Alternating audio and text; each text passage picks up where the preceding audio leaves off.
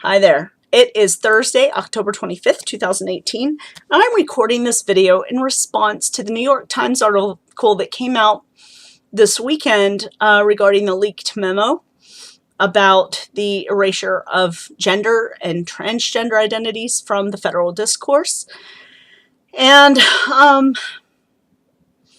other actions that the government has taken before and since then that are harmful to trans people and to gender issues in general.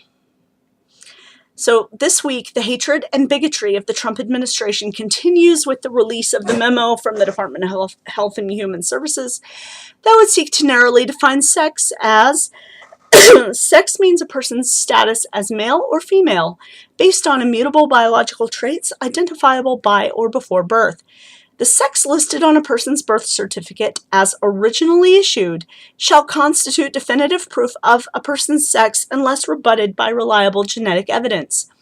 This definition, and indeed the wording itself, would remove the entire concept of gender from federal governance. Those of us who are familiar with the distinctions between sex, which is biological, and gender, which is social, cultural, and psychological, know that this is a very crucial exclusion that affects a very wide range of gender-related issues. And this definition completely fails to take into account the 1 out of every 2,000 births of a child with an intersex condition, many, but not all of which are chromosomal conditions with sex chromosome variations other than XX or XY. My take on this is perhaps different from that of other commentators for a couple of reasons. First, my academic and professional background combines anthropology with social policy. I have a BA, MA, and MPhil in anthropology, as well as an MSW in social work policy and administration. I work in contract compliance and civil rights compliance at my workplace, which is one of the largest domestic violence shelters in the state of Florida, and I work extensively with both public policy and gender-based issues.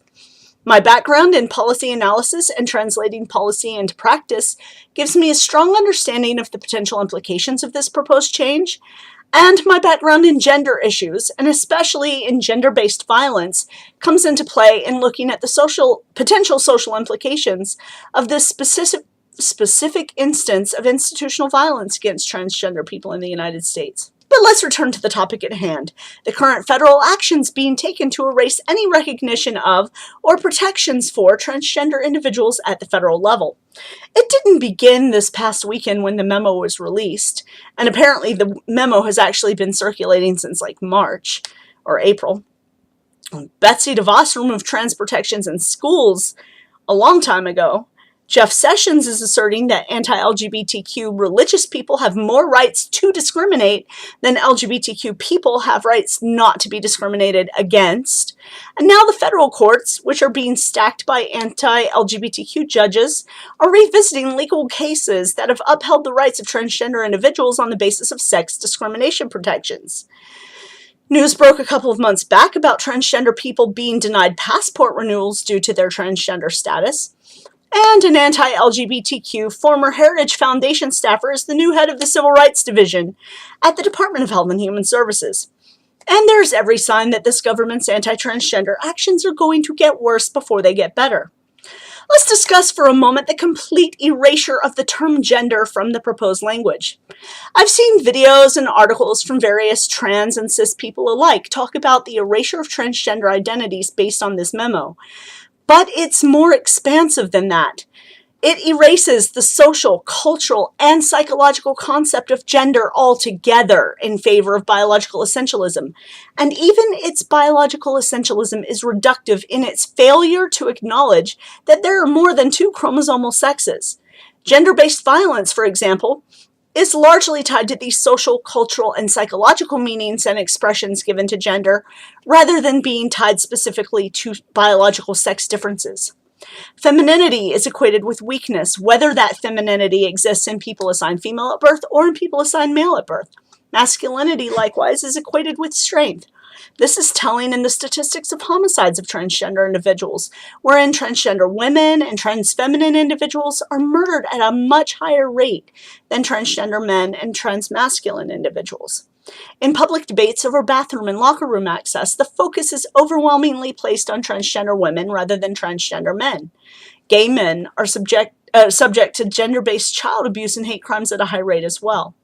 These rates are also affected by racial and cultural factors, with people of color experiencing exponentially more violence than white individuals. This is not limited to physical violence either. It also extends to discrimination in housing, employment, and public accommodations.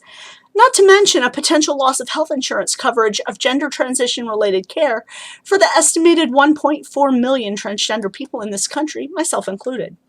This leads to systemic disparities across the spectrum of life experiences and a reduced life expectancy in particular for transgender women of color.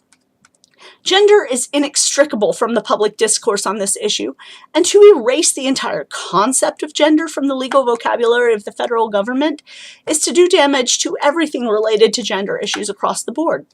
Of course, this may be part of their intention, a reaction to the Me Too movement and everything associated with it.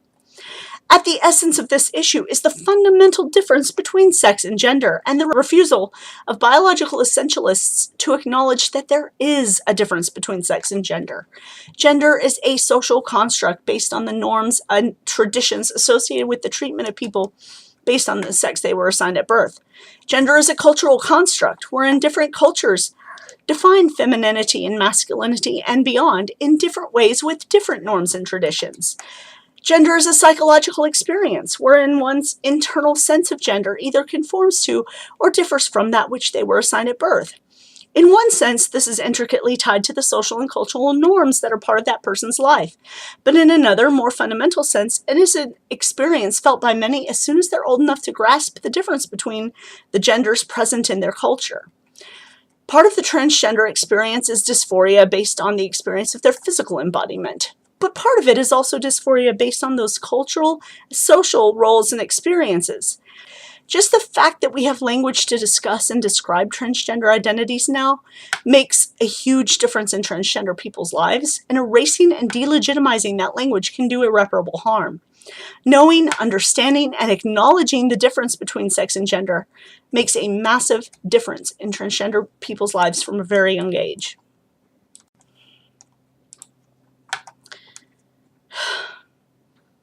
But it's more than just being about transgender versus cisgender identities. Understanding gender in its social, cultural, and psychological meanings can help work toward creating higher levels of equality and lower levels of violence based on gender. And as if by magic, I was reading my email this afternoon only to discover an article stating that the Trump administration now wants to remove the word gender from United Nations documents, replacing it with the word woman. The reports that I read, the article says, The Guardian reports at recent meetings of the UN's Third Committee, which is concerned with social, humanitarian, and cultural rights, U.S. diplomats have been pushing for the rewriting of General Assembly policy statements to remove what the administration argues is vague and politically correct language, reflecting what it sees as an ideology of treating gender as an individual choice rather than an unchangeable biological fact. For example, in a draft paper on trafficking in women and girls introduced by Germany and the Philippines earlier this month, the U.S. wants to remove phrases like gender-based violence to be replaced by violence against women. But gender-based violence, which is the phrase I've been using this entire discussion, involves the dynamics of gender-based norms and roles, which is why the word gender is being used. It's about far more than just transgender issues, which is significant enough. It's about gendered norms and expectations that can cause harm to people of all genders. For example, gender norms surrounding masculinity can not only lead to increased levels of violence against women and children, violence against femininity in general, but also to an increase in health problems associated with the demanding expectations of male social roles, and a decrease in the quality time a father has available to spend with his family, an unequal division of labor within the household, and wage differences based on gender disparities. Gender is the issue here, not women in particular. They're not just seeking to erase transgender people, but the entire concept of gender altogether. It is harmful and unhelpful and will do far more harm in the long run than it ever could do good.